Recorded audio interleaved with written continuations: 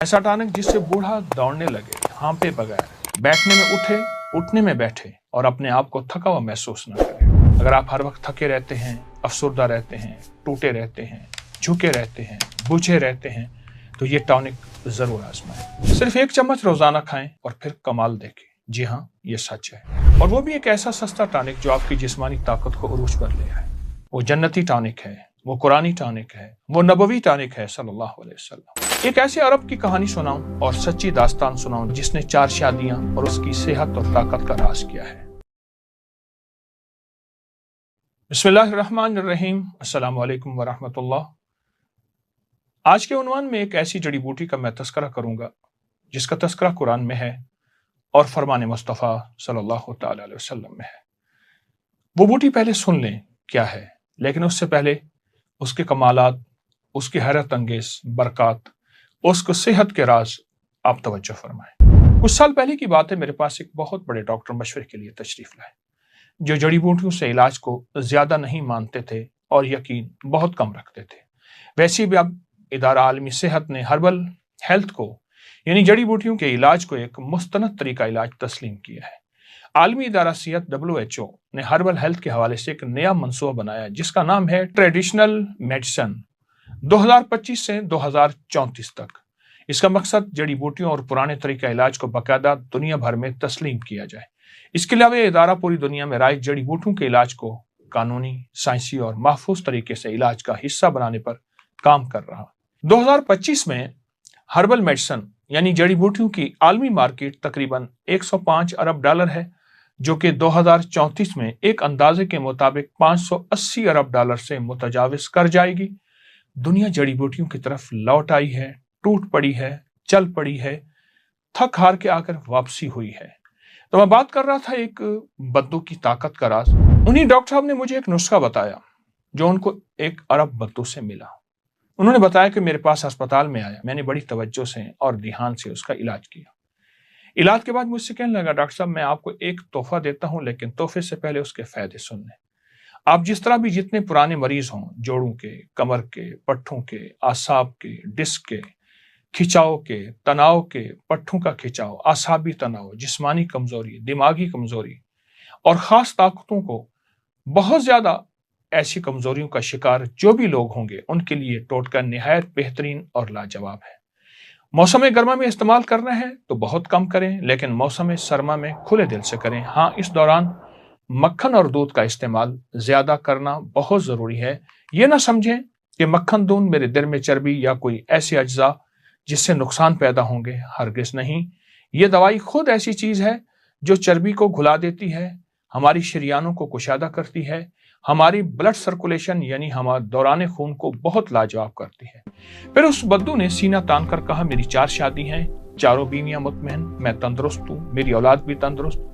फिर उस बद्दू ने हज़रत अली करमल्लाहु वजहहू का एक वाक़या सुनाया। उमर रज़ियल्लाहु तआला अन्हु अमीरुल मोमिनीन के पास एक केस आया। केस ये था कि एक साहब ने बुढ़ापे में शादी की, कुछ अरसा बीवी के साथ रहे, फौत हो गए, बच्चा पैदा हुआ, बीवी ने जायदाद में हिस्सा मांगा।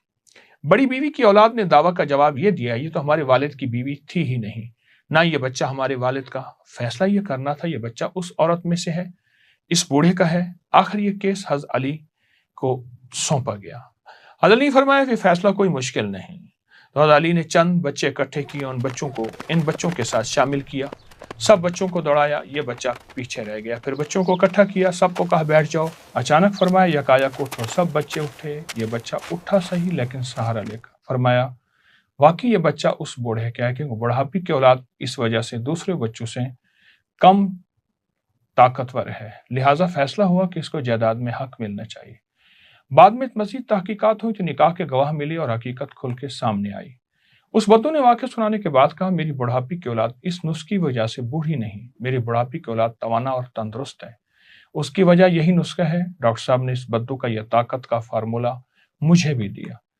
बेशुमार मरीजों की कमर की बेल्टें उतर गईं, शैटी का, लंगड़ी का दर्द टांग में शुरू होता है वो खत्म हो गया। ऐसे लोग जो जिंदगी भर के लिए थके रहते थे और बीमारी में हर वक्त डूबे रहते थे, उन्हें ऐसी शिफायाबी मिली, वो खुद हैरान। एड़ियों का दर्द, पाँव का दर्द और तमाम दर्द वो जो जिस्म में मौजूद हों, इस बद्दू के टोटके से खत्म हो गए। बल्कि बाद लोगों ने मुझे इसके तजर्बात मुशाहदात में ये बताया कि ऐनक उतर गई, नज़र तेज हो गई, याददाश्त लौट आई और पुरानी भूली हुई बातें अजबर हो गई। तबीयत ऐसी हशाश बशा कि खुद हमारी अक्ल भी हैरान, इस दवाई से इतना फायदा, इतना नफा कैसे हुआ। कुछ लोग जो किसी तशद्दुद और हादसे की वजह से अपनी कुव्वतें खो बैठते हैं, जब उन्हें ये दवा इस्तेमाल की और ये नबवी ग़िज़ा इस्तेमाल की, नबवी दवा, तो उन्हें बहुत ज़्यादा फ़ायदा हुआ। उस बद्दू को एक और फ़ायदा भी हुआ था जिसकी वजह से औलाद तंदुरुस्त थी और वो भी याद रखेगा। उम्मीद है समझ गए होंगे। लाजवाब फार्मूला है, ताकतों, कुव्वतों और दर्दों के लिए बहुत आजमूदा। आए मैं आपको वो टोटका देता हूँ। ये देखिए मेरे पास अदरक है, सुंठ कहते हैं, कुरान में इसको जंजबील कहते हैं और कुरान ने इसको सूरत दहर में बयान किया है, यस्कौन फीहा कासन काना मिजाजुहा जंजबीला, कि अल्लाह पाक जल्ल शानहू क़यामत के दिन जन्नत में ऐसे जाम पिलाएंगे जिनमें मिजाज जंजबील, इसका जायका होगा। अदरक जिसे सुंठ कहते हैं, एक चटांक ताज़ा हो, फामी ना हो, उसे बारीक पीस लें यानी कद्दूकश कर लें और फिर इस अदरक को 4 बड़े चम्मच मक्खन या देसी घी में सिर्फ 3-4 मिनट हल्का ब्राउन करें। काली मिर्च पीसी हुई 3 चम्मच, दालचीनी पीसी हुई 3 चम्मच, इस पर छिड़क कर हिलाएं और फिर 3 मिनट इसके बाद चूल्हा बंद करें और इसको हिलाते रहें। ठंडा होने पास महफूज रखें। जब भी खाना खाएं, खाने के साथ आधा चम्मच, चौथाई चम्मच या 1 चम्मच जरूर खाएं, वरना आमतौर पे चाय या गर्म दूध के साथ आधा चम्मच, 1 चम्मच या चौथाई चम्मच इस मुरक्कब का यानी अदरक के इस फार्मूले का जरूर इस्तेमाल करें। आप चाहें सुबह शाम कर सकते हैं, आप चाहें दिन में 2 दफा कर सकते हैं और जितनी दफा आपको तबीयत में मुनासिबत हो, चंद दिन, चंद हफ्ते, चंद महीने और फिर इसके बाद इसके कमालात देखें। यकीन जानिए, छोटा सा अमल, छोटा सा टोटका एक बार बनाएं और इसे मुस्तकिल इस्तेमाल करें। आप गुमान नहीं कर सकते इस छोटे से टोटके में क्या ताकत है। नबवी ग़िज़ाओं में इसका शुमार है, कुरानी ग़िज़ाओं, दवाओं में इसका शुमार है और ये दवा भी है, ये ग़िज़ा भी है, ये अता भी है और ये शिफा भी है। अदरक का टोटका आपके सामने है, इसे छोटा छोटा आप काट लें, हल्का हल्का तराश लें, वरना इसे कद्दूकश कर लें और हल्का हल्का तराश के आप इसको इस्तेमाल करें। इसके अंदर खुद एक महकती खुशबू है, खुद एक सुबहान अल्लाह ऐसी लाजवाब खुशबू है। इसको अपनी जिंदगी का हिस्सा बनाएं, सदा सलामत रहें। मैंने कहा नारियल का पानी पीने वाले की नजर ऐसी होती है जैसे शाहीन की नजर है। शुगर के मरीजों का इलाज, हाई ब्लड प्रेशर का इलाज, नारियल का पानी। एक चीज ज़हन में रखिएगा, आलेजुल अमराज़ा बेअकाकीर मुल्क ही, जो बोटी जिस इलाके में पैदा होगी, यह नुक्ता मेरा याद रखिएगा, वो उस इलाके के अमराज का इलाज है, उस इलाके के मर्जों का इलाज है।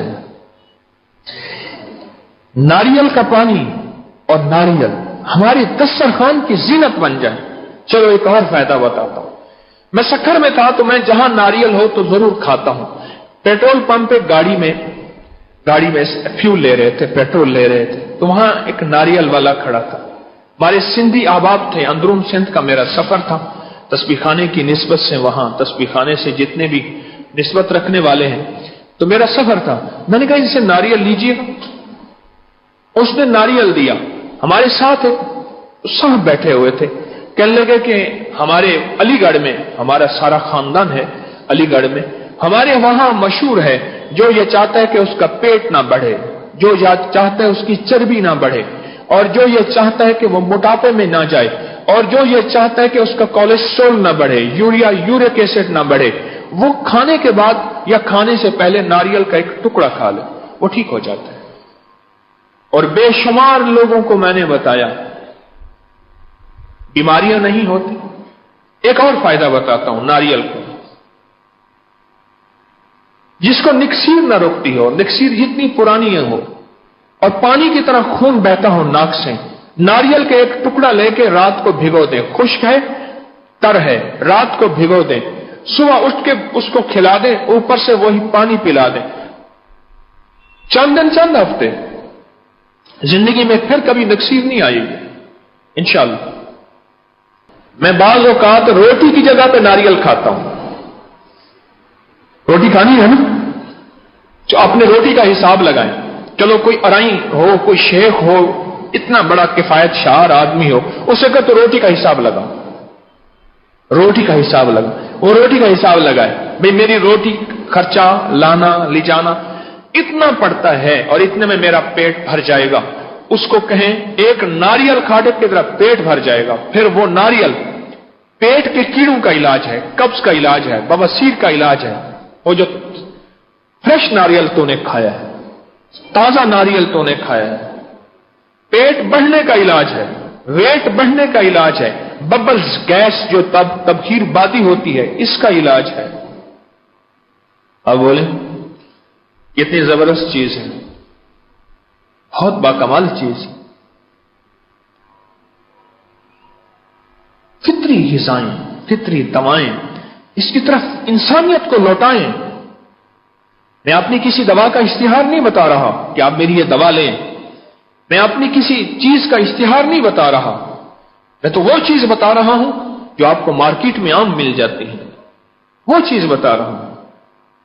ہمارے کراچی کے ایک دوست ہیں، وہ تعویذ وغیرہ بھی دیتے رہتے ہیں.